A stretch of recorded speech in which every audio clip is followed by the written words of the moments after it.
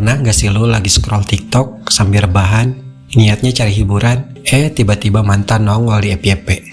Dengan senyumannya yang udah gak ke arah kita, dengan tangannya yang udah megang tangan orang lain. Mereka mesra, bahagia, penuh warna pastel dan backsound couple estetik, dan dibalik itu semua ada hati yang diem-diem meringis. Lu diem, tapi dalam, kayak luka yang gak berdarah tapi perih tiap lihat notifikasinya. Udah di-blok di WhatsApp, tapi muncul di TikTok. Blok di TikTok, muncul di IG Reel. IG dibatasi, nongol di mutual friend story. Mampus. Dan kalau udah satu daerah, satu komunitas, satu circle, rasanya tuh kayak main petak umpet.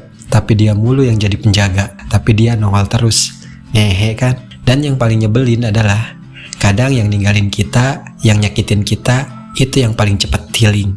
Lo baru mau uninstall aplikasi ojek online bareng karena trauma tempat kenangan, dia udah upload dinner romantis di tempat yang sama. Kayak semesta bercanda, tapi kita yang jadi korban. Proses move on pun jadi kayak download file di wifi cafe. Udah 80%, tiba-tiba putus koneksi. Padahal patah hati itu hal lumrah. Lo bisa sekaya apapun, sesempurna apapun, tetap aja gak akan lepas dari yang namanya penolakan. Penolakan itu universal, dari lamaran kerja yang gak dibalas HRD, sampai ide brilian yang ditolak mentah-mentah di grup kantor. Tapi yang paling nyelekit, itu ya penolakan dari orang yang udah pernah kita bayangin duduk bareng di pelaminan. Atau minimal bareng dalam doa. Tapi sekarang, doanya dia udah ganti nama orang lain. Proses patah hati itu beda-beda. Ada yang nangis seminggu, terus senyum lagi. Ada yang ketawa-ketawa, padahal tiap malam diam-diam doa sambil peluk bantal. Tapi seberagam apapun caranya, rasa yang mampir itu mirip. Rasa insecure, rasa gagal, mulai mempertanyakan apakah kau gak cukup baik. Apa semua yang aku kasih selama ini cuma formalitas doang di matanya. Sampai yang lebih ngeri, apa arti kesetiaan kalau ujungnya dikhianati juga. Dan yang gak kalah serem, kadang patah hati itu bukan cuma bikin kita kehilangan orang, tapi bikin kita berubah jadi orang lain. Yang dulunya ceria jadi murung, yang dulunya percaya jadi sinis, yang dulunya optimis sekarang mulai ngerasa kayaknya hidup emang gak adil. Momen patah hati adalah momen paling rentan. Momen patah hati adalah momen paling rentan. Serentan wifi gratis di taman kota. Sekali goyang dikit koneksi batin bisa lost. Karena saat itu kita lagi rapuh-rapuhnya. Lagi nyari pegangan tapi gak ada yang bisa digenggam. Apalagi di zaman sekarang, dimana komunikasi itu semudah gerakan jempol. Dulu kita kenal, dekat, dan jatuh cinta lewat layar kecil. Chat tiap pagi, PC sebelum tidur, update story, tukeran stiker lucu, semuanya terasa kayak hubungan itu nyata dan abadi. Tapi saat semua itu berakhir, ponsel yang dulu jadi alat jatuh cinta, berubah jadi alat penyiksa. Yang dulu buat senyum-senyum sendiri, sekarang jadi alasan kenapa tidur susah. Makan ogah, hidup berat. Scroll sedikit, mantan lewat. Buka galeri, ketemu foto bareng, lihat tanggal, inget anniversary yang sekarang tinggal angka kosong. Gila ya, sebuah benda yang sama bisa jadi sumber bahagia sekaligus sumber neraka. Dan yang bikin makin perih, orang-orang di sekitar kadang cuma bilang, udahlah, move on aja. Padahal move on itu gak sesimpel ganti password. Kadang butuh waktu, kadang butuh nangis, kadang cuma butuh diem dan dimengerti. Karena jujur aja, yang kita cari bukan pelarian, tapi pemulihan. Bukan orang-orang baru yang cepet datang, tapi diri sendiri yang bilang, gue masih pantas bahagia walau pernah disakiti. Wajar gak sih blokir mantan? Wajar bro, bahkan menurut psikologi masuk akal, sehat, dan kadang perlu. Karena ada masa dimana lo bukan lagi butuh penjelasan, tapi butuh jarak. Bukan karena lo benci, tapi karena lo masih sakit. Lo tahu rasanya, yang tadinya tiap pagi dapet, udah makan belum? Sekarang gak ada apa-apa selain update story dia lagi bahagia sama yang baru. Dan itu lewat di layar HP lo. Layar yang tiap hari lo pegang, tiap malam lo tatap sebelum tidur. Gimana mau move on kalau tiap buka IG dia nongol, scroll TikTok dia FYP. Masuk explore, ada mantan dan gebetannya pakai filter couple. Udah kayak semesta nyuruh kita sakit hati terus menerus.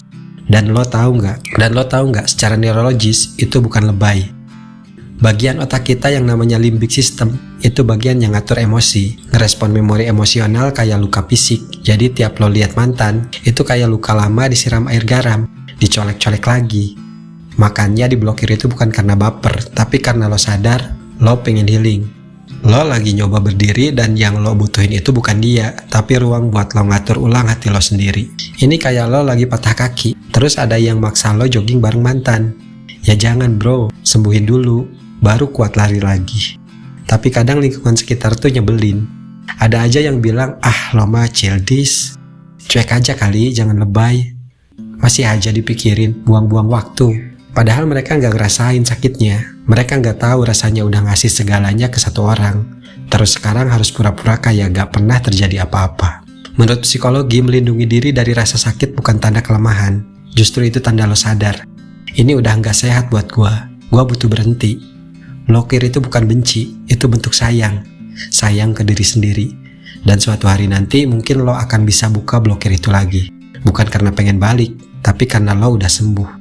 Dan kabarnya udah nggak penting lagi buat lo. Suatu waktu gue pernah ada di titik patah hati yang ya kalau bisa diukur mungkin udah kayak nabrak tembok 300 km per jam tanpa rem. Gue menjalin hubungan hampir 9 tahun.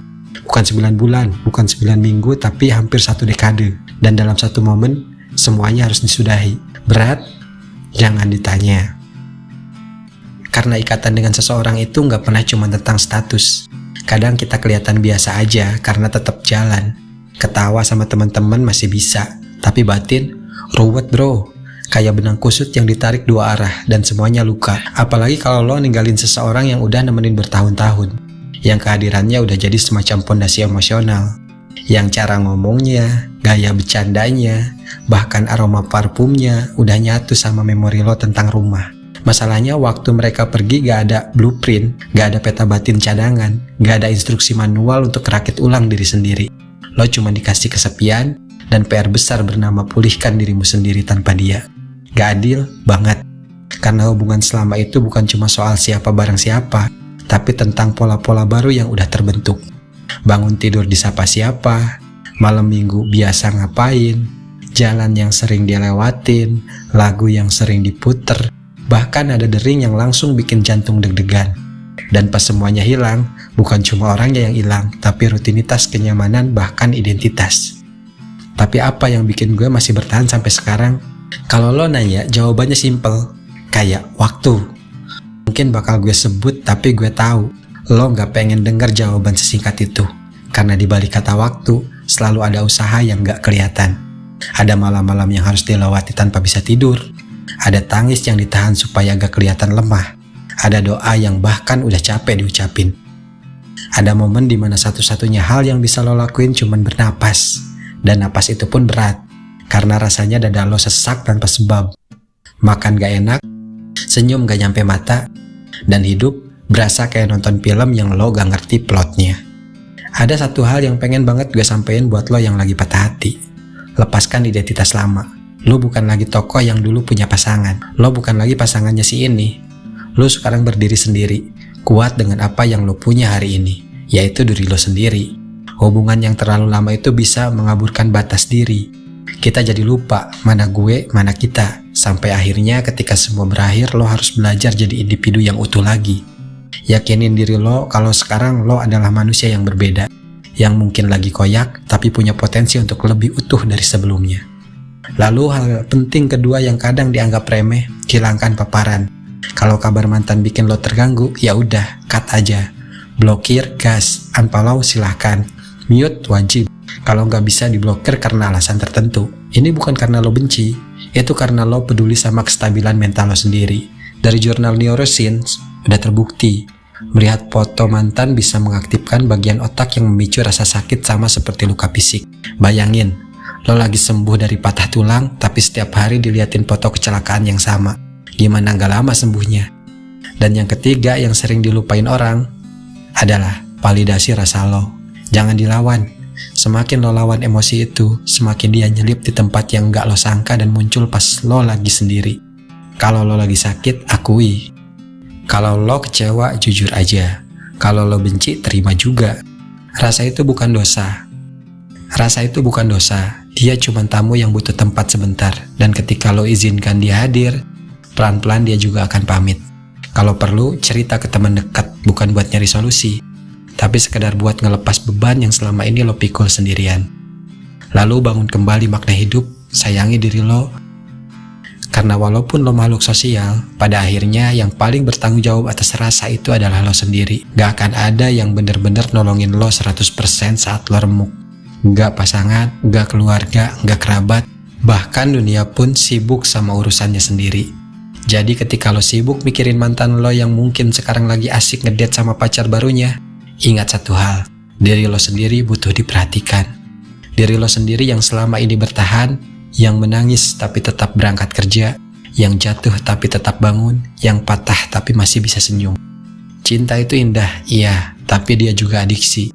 Sama kayak gula, kopi, atau alkohol. Bisa ngasih euforia, tapi bisa juga ngerusak dari dalam kalau gak lo kontrol takarannya. Cinta itu kayak belati, dia bisa jadi alat buat nyelamatin lo, tapi juga bisa jadi alat yang ngebunuh lo pelan-pelan kalau lo salah pegang. Jadi mulai sekarang, kalau lo masih ngerasa hancur, gak apa-apa. Tapi ingat, yang paling layak lo perjuangkan saat ini bukan dia, tapi lo sendiri. Jaga hati, jaga pikiran, karena kita masih belajar untuk hidup.